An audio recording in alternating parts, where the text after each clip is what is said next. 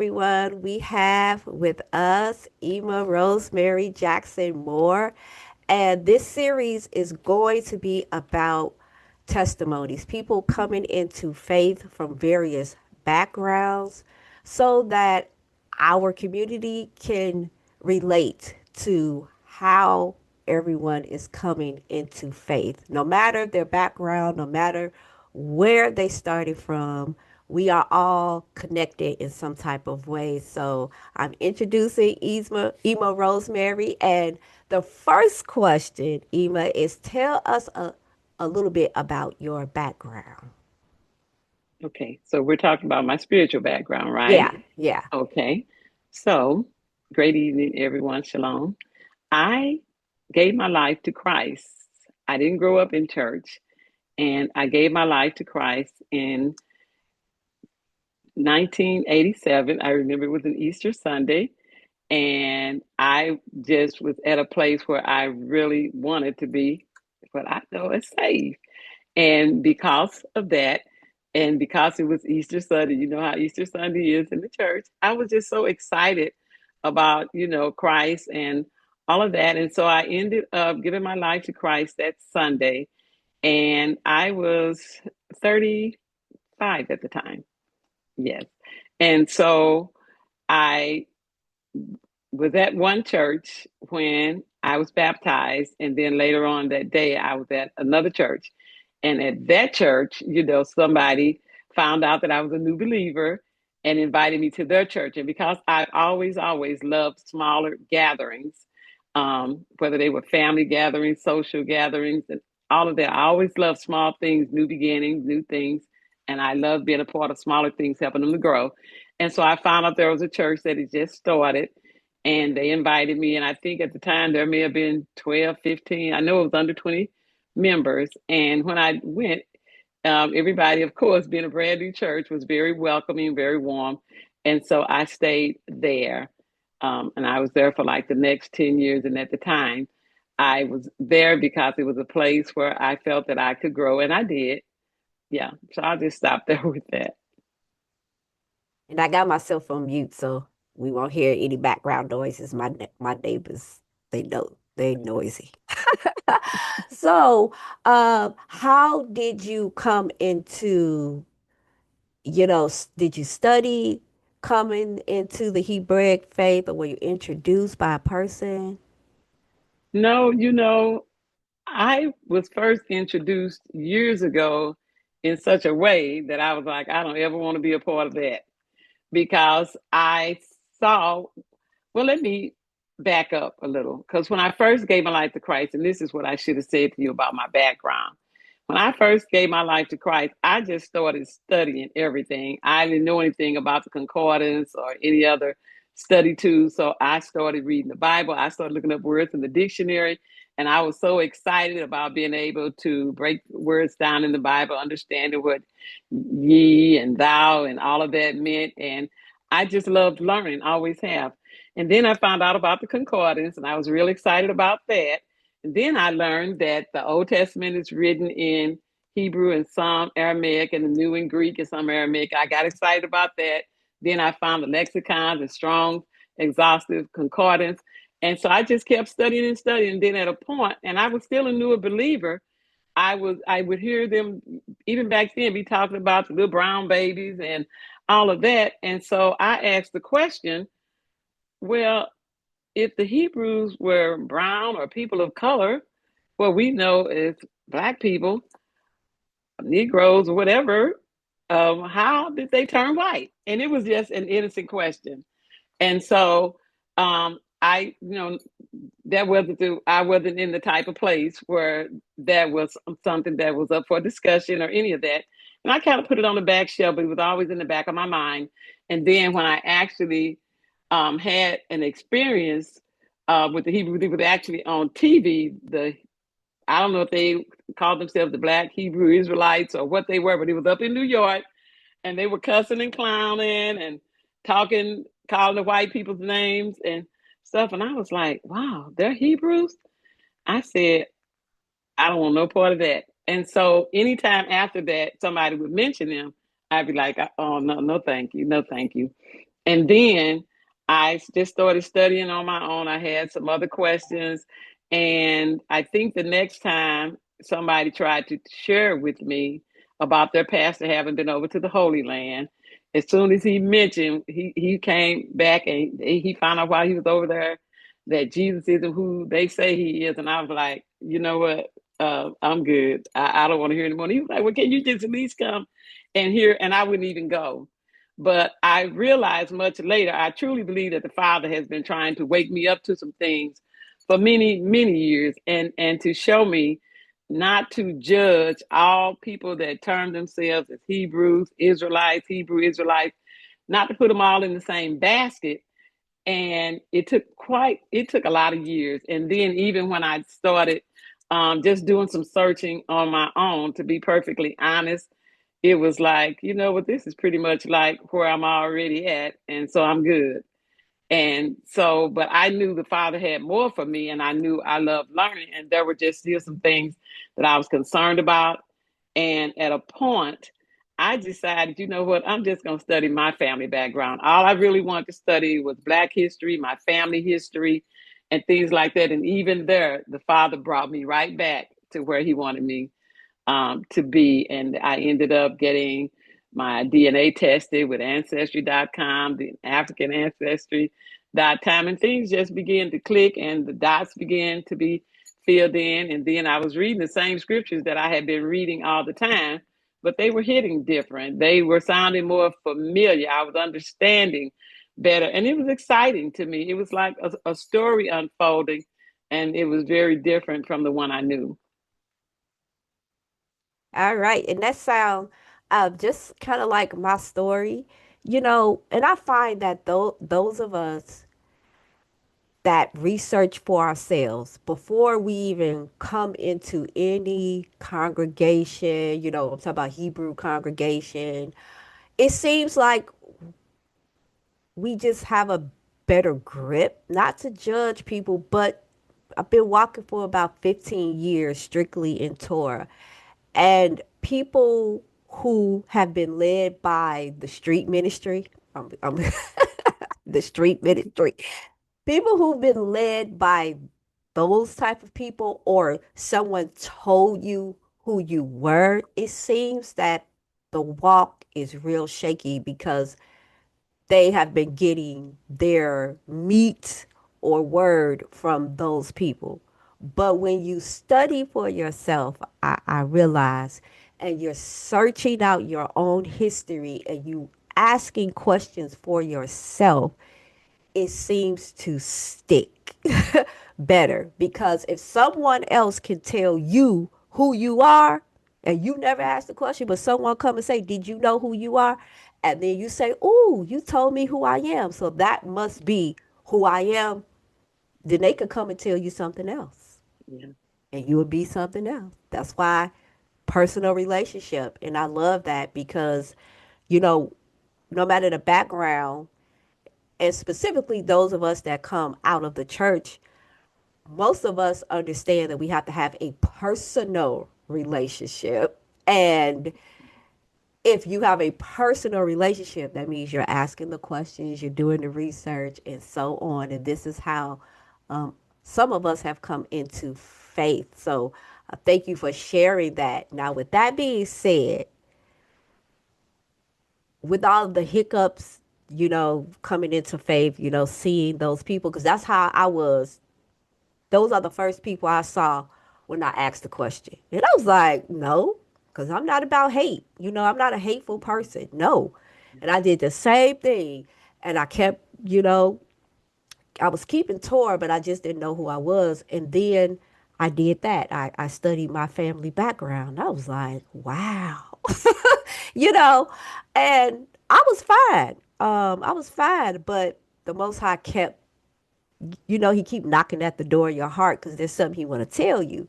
And so I had to finally accept that. So that is just so awesome. And you've been kind of walking in Torah for how long? Well, let me say this.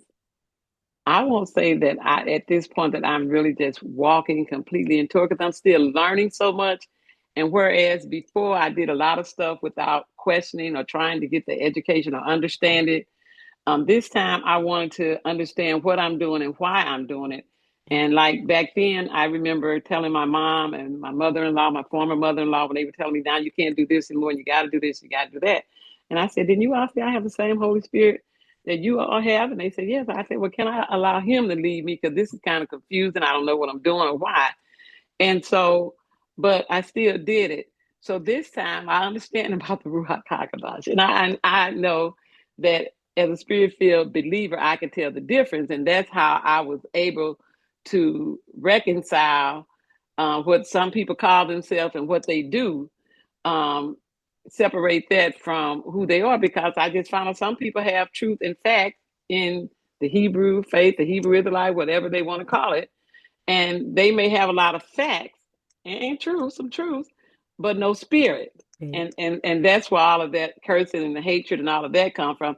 So I was very surprised, pleasantly surprised, to find out there are so many people who, there are some who consider themselves as Israelites, um, that are spirit filled. They're messianic.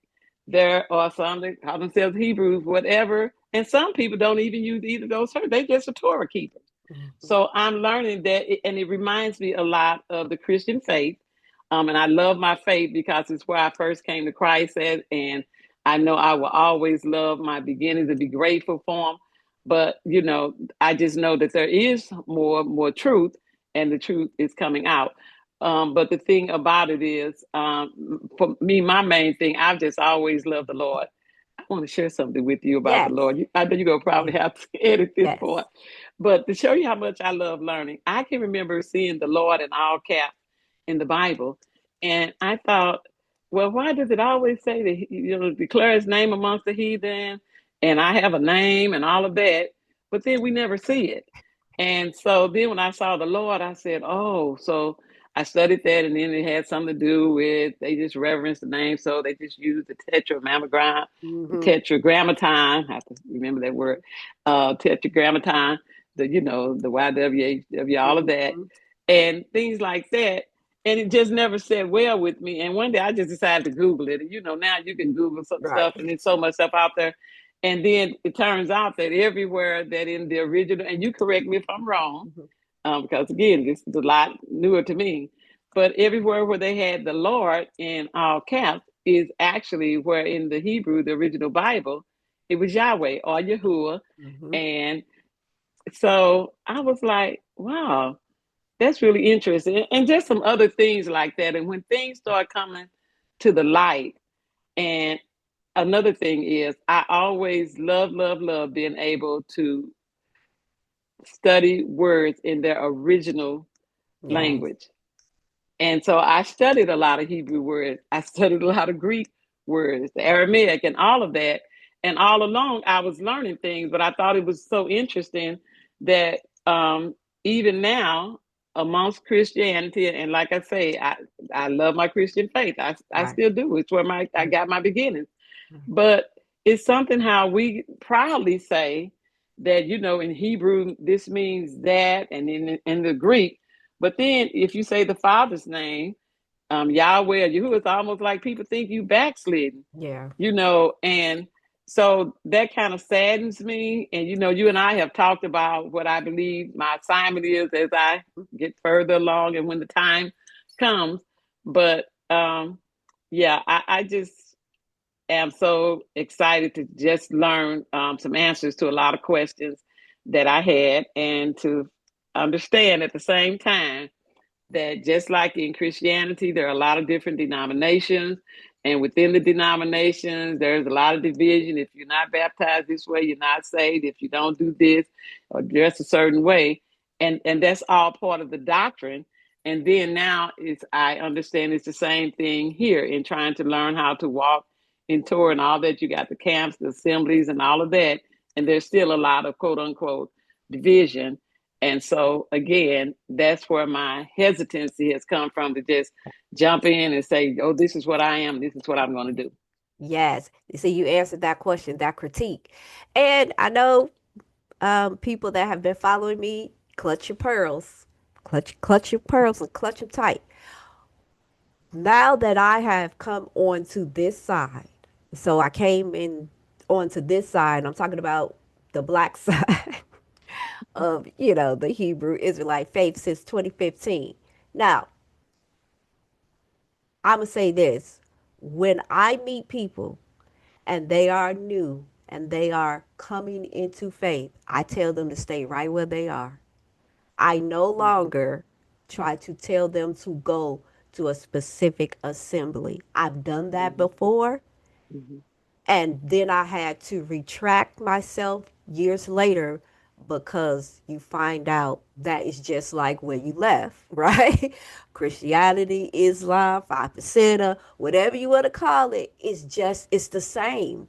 And I know people are going to disagree with me on that, but Emma Rosemary is new and she is saying the same thing. So, what I tell people is if that church or whatever sector you're in, if they are, have that same foundation, then you can still work with that church and be the light in that church.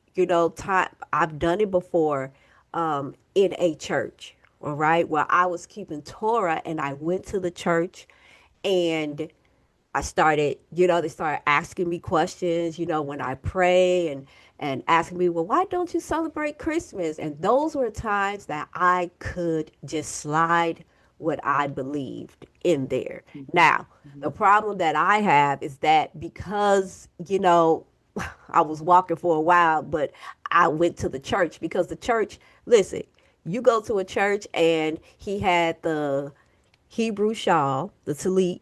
He had the shofar, and he was talking about Israel. And I was like, boom, this is where I belong. No, it wasn't. But I'm glad I did that pit stop because I was able to sow seeds. And so sometimes the church is not ready, right, to change over. Even if they agree, they just have their doctrine and what they have agreed to, and that's fine. So now that I'm older, I've learned that you don't go in and change nothing. You go in there and plant seeds. Whatever your assignment is, you go plant seeds. But if you are a new believer and you are sitting in a church, right, and you don't know where to go yet, and the Most High has not led you to any place, and that church is good to you, that church is not abusing you, that church is not doing harm to you, you need to stay put until you hear from the Most High. I'm Yeah. sorry, people not gonna like it. I don't care because you Yeah. know those of us that are seasoned, we realize you telling people to go into these assemblies, camps, or whatever, and they are being more damaged than they were when they were where they was. It's just the truth. I mean, it is just the truth. So thank you for sharing because I hope more people will begin to speak up and speak out and that it doesn't keep you from being a believer. It doesn't stop you from keeping Torah. You Mhm. know, we need to be safe in our communities. So if a person feels safe where they are and they are studying until the Most High brings them to another place, Mhm. please, men and women and Yeah. children, stay where you are Yeah. safe until the Most High moves you. Any final That's thoughts? good. That's good. I just want to say I like what you just said because that's what I do in ministry. That's what I did in business in my career working for the Department of Social Services. But even now we're taking out the mask. That's what I do. Create with the help of the Father, of course, the Most High. Create safe spaces where women can come and feel safe and comfortable and opening up, taking out the mask and just really talking about who they really are, how they really feel, what they're really doing, how they're really doing, and things like that. And so, since that's something I focus a lot on and I really believe in, I do the same for myself. I'm looking for a safe space, Yes. and when I get there, I'll know. Like I used to tell new believers, pray, ask the Father to lead you where He wants to plant you so you can bloom. Meanwhile, visit, and when you get to the place He has for you, it'll feel like coming home. That's right. Yes, and that's a good. I'm glad you said that. Visit, get out there, visit different little assemblies, but please just visit and then go back to safety. All right. Thank you so much.